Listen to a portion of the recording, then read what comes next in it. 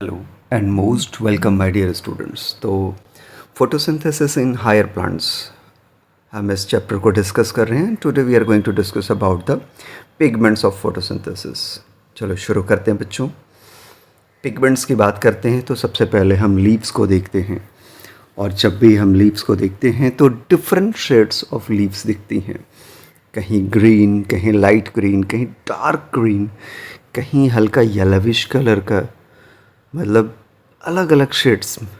आखिर ऐसा कैसे हो सकता है? क्लोरोफिल तो हम कहते हैं ग्रीन है.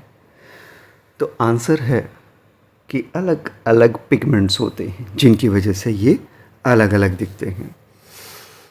अब ये पता कैसे चलेगा? Yeah sir we want to know कि कितने टाइप के पिगमेंट्स होते हैं. सो बच्चों, हम लोग पेपर क्रोमेटोग्राफी एक्सपेरिमेंट कर सकते. सो a chromatographic separation of leaf pigments show that the color that we see in leaves is not due to a single pigment but due to the 4 different type of pigments. These are chlorophyll A, जो कि bright to blue green colour chromatogram में show करेगा. अच्छा, ये colour वगैरह आप याद रखना बच्चों, क्योंकि जो नीट के एग्जामिनेशंस होते हैं वहाँ पे डायरेक्टली कलर्स को पूछ लिया जाता है. सो बहुत अच्छे से एक एक पॉइंट को यहाँ याद कर लेना.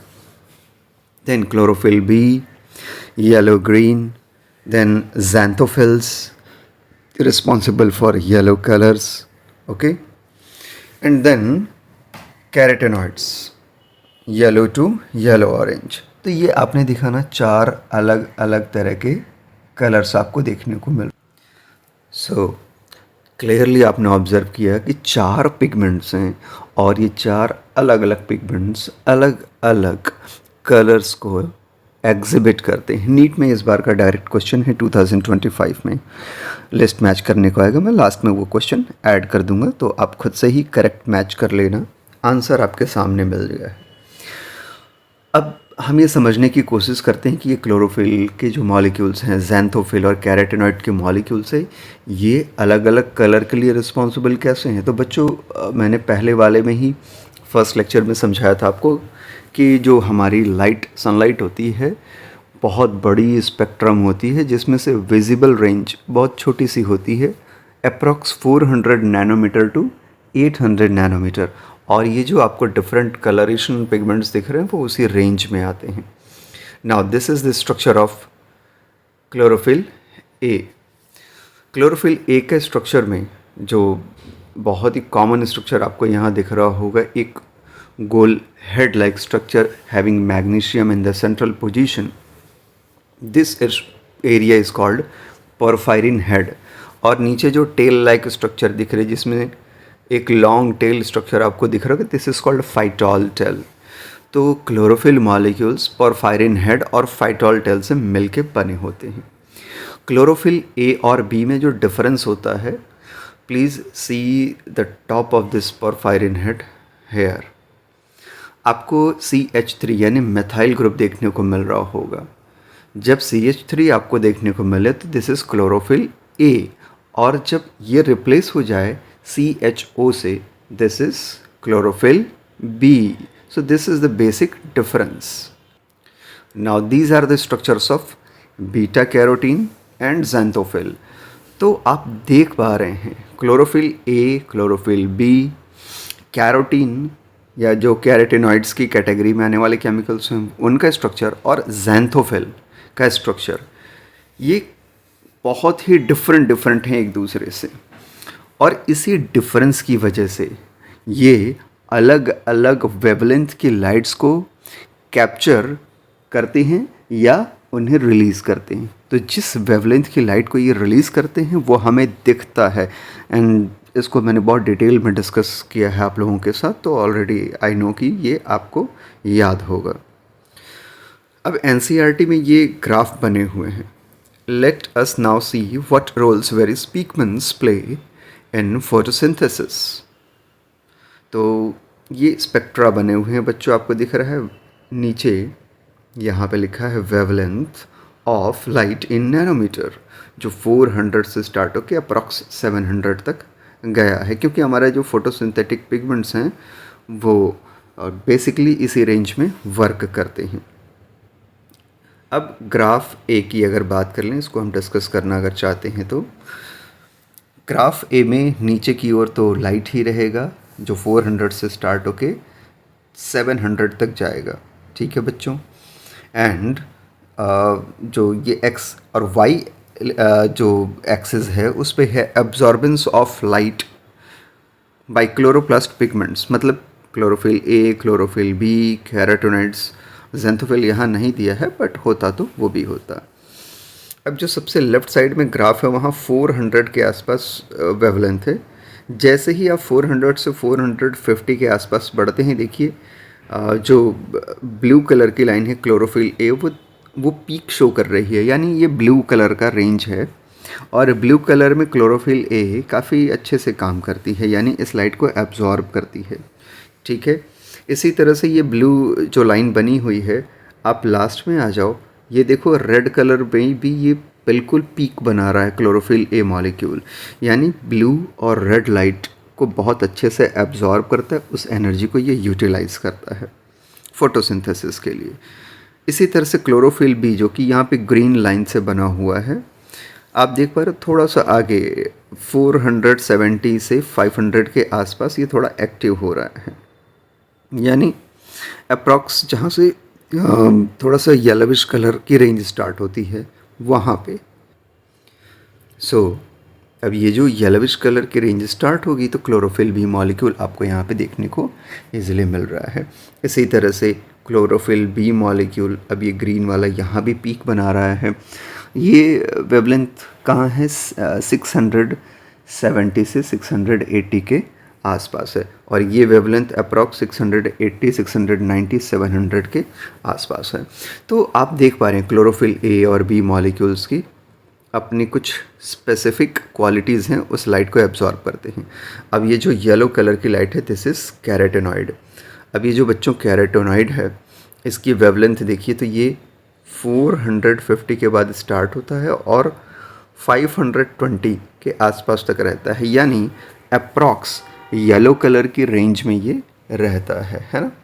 तो इस तरह से ये पिगमेंट्स डिफरेंट लाइट सोर्सेज को एब्जॉर्ब करते हैं। क्या आपको ये समझ में आ रहा है अच्छे से? बहुत अच्छे से समझ में आ रहा है, good.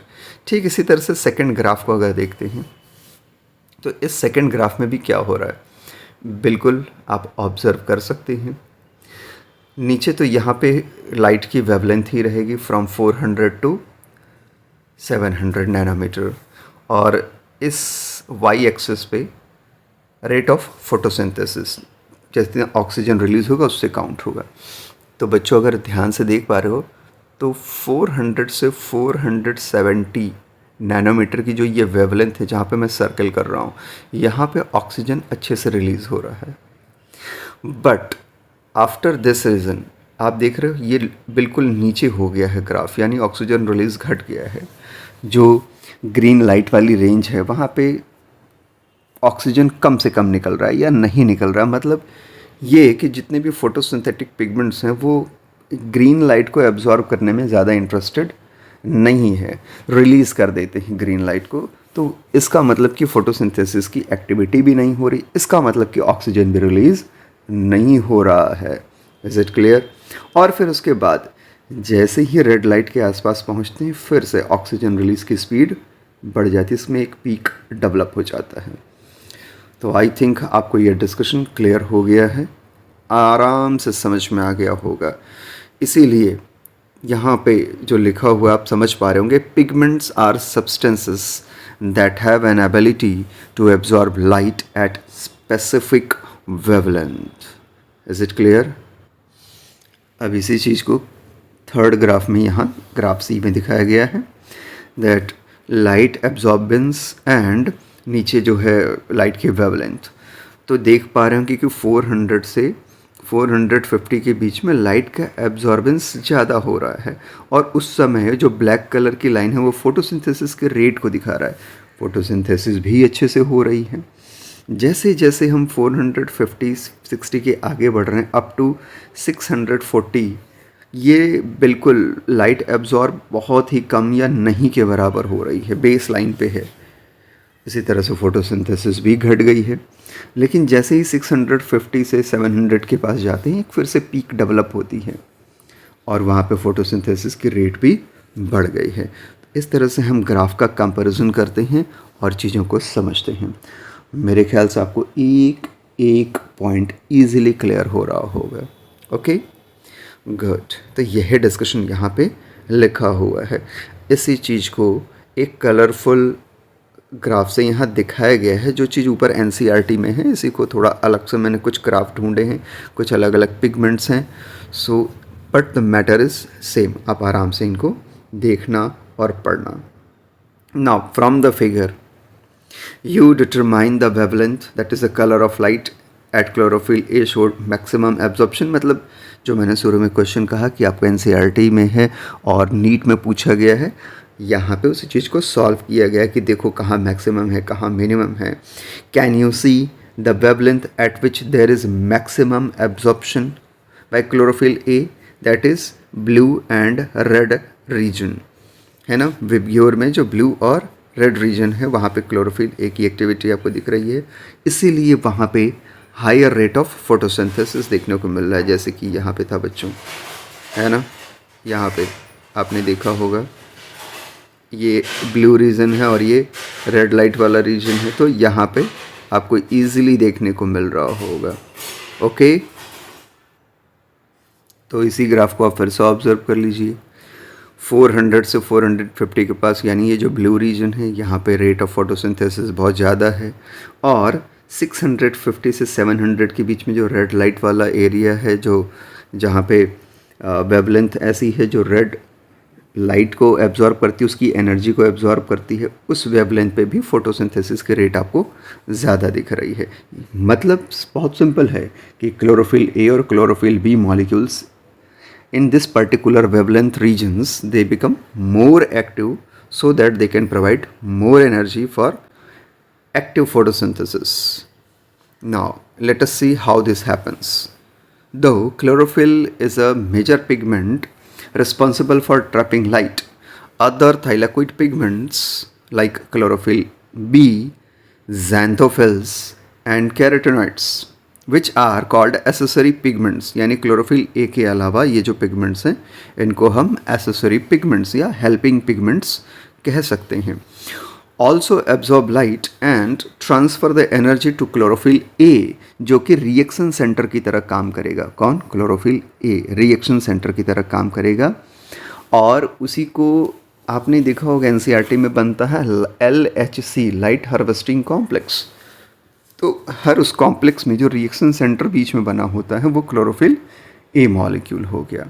Indeed they not only enable a wider range of wavelength of upcoming light to utilise for photosynthesis but also protect chlorophyll A from photo oxidation. मतलब कहने का ये है कि जो लाइट हार्वेस्टिंग कॉम्प्लेक्स बनता है, जिसको फोटो सिस्टम 1 और 2 भी आप नाम देते हैं, एनसीईआरटी में साफ साफ लिखा है, वहाँ पे 200 से 300 मॉलिक्यूल्स होते हैं। ये क्लोरोफिल बी, ज़ैंथोफिल, कैरोटीनॉइड्स वगैरह मिलके क्लोरोफिल ए वगैरह, ये सब इतने मॉलिक्यूल्स होते हैं। अब क्लोरोफिल ए तो रिएक्शन सेंटर की तरह काम कर रहा है, और केवल क्लोरोफिल ए होगा तो हो सकता है कि लाइट की इंटेंसिटी ज़्यादा हो, फोटो ऑक्सीडेशन हो, क्लोरोफिल ए डैमेज हो जाए, यानी फोटोसिंथेसिस में प्रॉब्लम आ सकती है। तो ये मॉलिक्यूल्स जो एसेसरी पिगमेंट्स हैं, एक तो इनका काम है कि अलग अलग वेवलेंथ की लाइट को एब्जॉर्ब कर रहे हैं ताकि फोटोसिंथेसिस बहुत एफिशिएंट तरीके से आगे बढ़ पाए। दूसरा, केवल यही एक काम नहीं कर रही हैं, दूसरा क्या काम कर रहे हैं बच्चों, कि ये क्लोरोफिल ये मॉलिक्यूल को प्रोटेक्शन प्रोवाइड कर रहे हैं ताकि फोटो ऑक्सीडेशन ना हो जाए। तो आपने देखा कितना सिस्टमैटिक तरीके से ये काम कर रहे थे। So this is the representation कि कैसे फोटो ऑक्सीडेशन से बचाते हैं पिगमेंट्स को। और ये नीट का क्वेश्चन है बच्चों, ध्यान से देखिए, मैच कराइए, करेक्ट आंसर मुझे कमेंट बॉक्स में लिख के दीजिए। जिसका आंसर सही होगा मैं उसे हार्ट प्रोवाइड करूँगा। Thank you, God bless you.